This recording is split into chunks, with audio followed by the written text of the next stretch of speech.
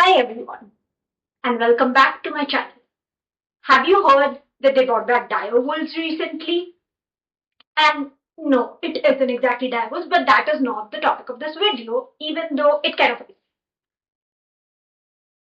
I want to talk about what the extinction and other solutions are aiming towards.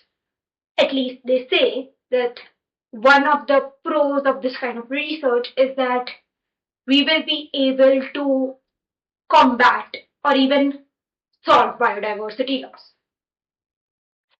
And if you've been on the Indian side of the internet, biodiversity loss has been talked about a lot in the past few weeks for good reason. But let's talk about what is biodiversity loss and what are the possible solutions that we are looking at for it. सबसे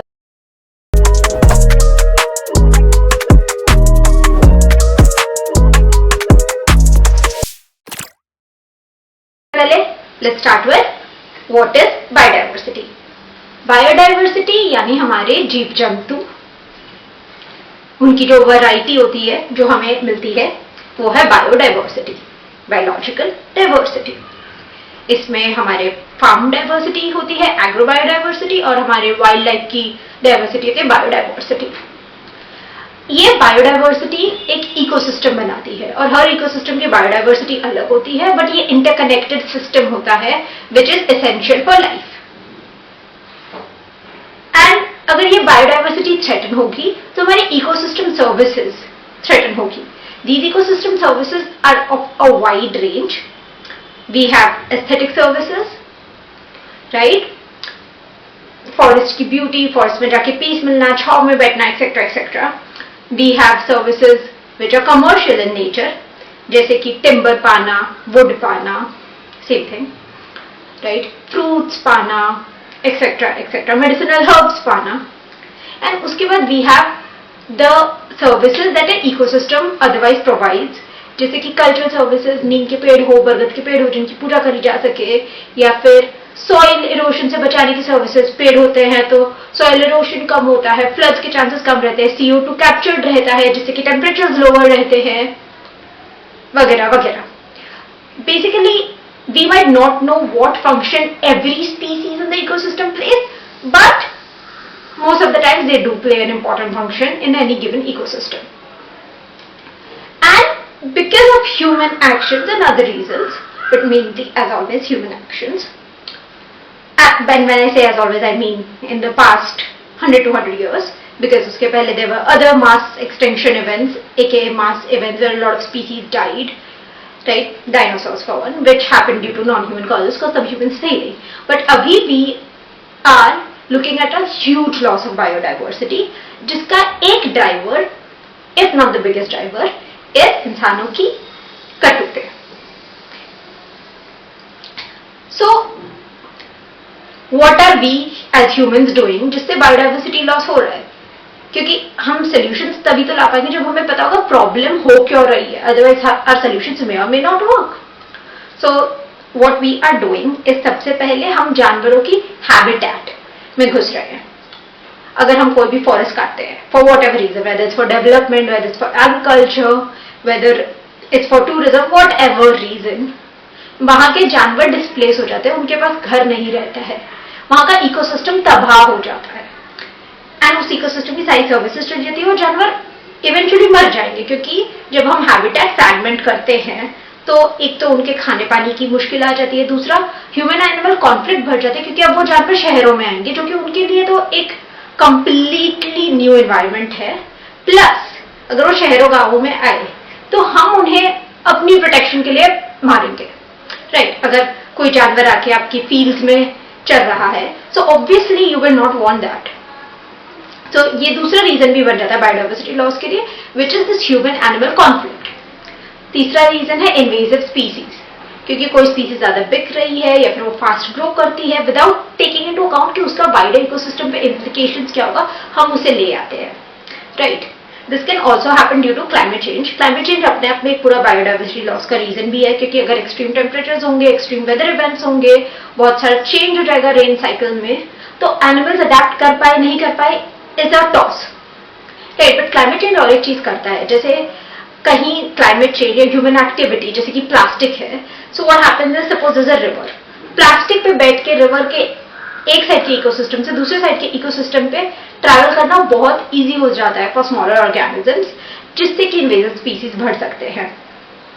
and obviously then there is human beings का over grazing, over hunting, over foraging etcetera etcetera. जैसे कि for cosmetics we take a lot of wild चंदन, right, sandalwood, and उसको हम लेते हैं, जिसके कारण आज sandalwood trees have become endangered. Right? This I saw recently in a video which was debunking myths of sustainable beauty products, which I will try to link up here, if not then in the description. But basically ये तो हुए biodiversity के causes, biodiversity loss के causes, not biodiversity के causes.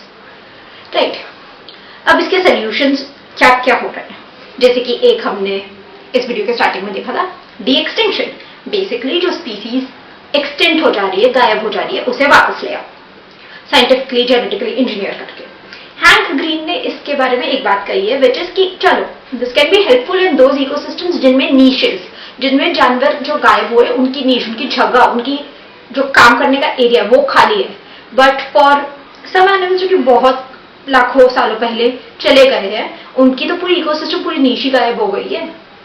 But he also admitted, and this is a valid point, कि this makes us excited about science. Direwolves are fun to hear about, right? And it's a good thing we're talking about these, because if you only hear about biodiversity loss from protesting students, सिर्फ protesters या climate activists के मुंह से biodiversity के बारे में सुनेंगे, so we might not form a positive association with it. But regardless, other solutions जो कि हम देख रहे हैं बायोडाइवर्सिटी लॉस को कॉम्बैट करने के लिए, one that is been done for long time is जहां से जो जानवर गायब हो जाए उसका कोई कजन जानवर, फॉर एग्जाम्पल अगर इंडियन लेपर्ड्स चले जाते हैं तो अफ्रीकन लेपर्ड्स को वहां लाके उनके प्लेस में रखना, that is one solution. But another solution, and these are solutions which we have studied about in my sustainability science masters course, is like protected areas, forest हुई, सेंचुरीज हुई, nature parks हुए, reserves हुए, ये सब अलग अलग तरीके से एनिमल्स को प्रोटेक्ट करते हैं, फ्लोरा एंड फौना, प्लांट्स को भी प्रोटेक्ट करते हैं. एंड इन सब में अलग अलग चीजें अलाउड होती है. जैसे कुछ होता है प्रोटेक्टेड फॉरेस्ट जिनमें आप कोई कमर्शियल एक्टिविटी नहीं कर सकते, राइट. कुछ होती है eco reserves, right. Then in some are protected parks, national parks, some are centuries.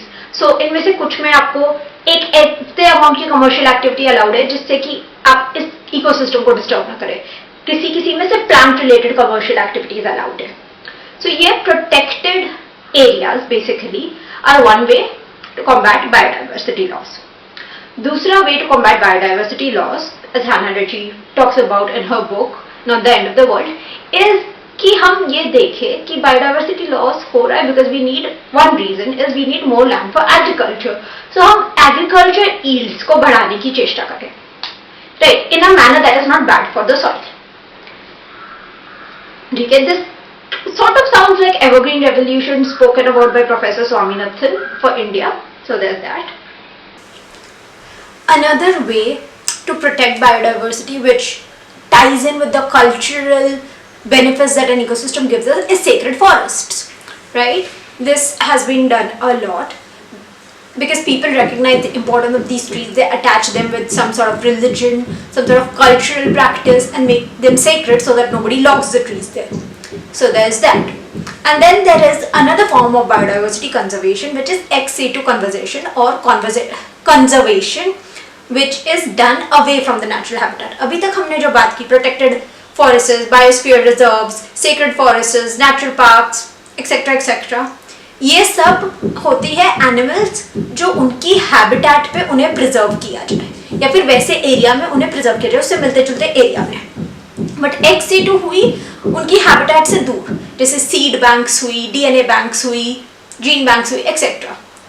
इससे वी प्रिजर्व देम ताकि हम उन्हें बाद में री इंट्रोड्यूस कर पाए उनके नेचुरल हैबिटेट में, उन्हें स्टडी कर पाए, एक्सेट्रा एक्सेट्रा.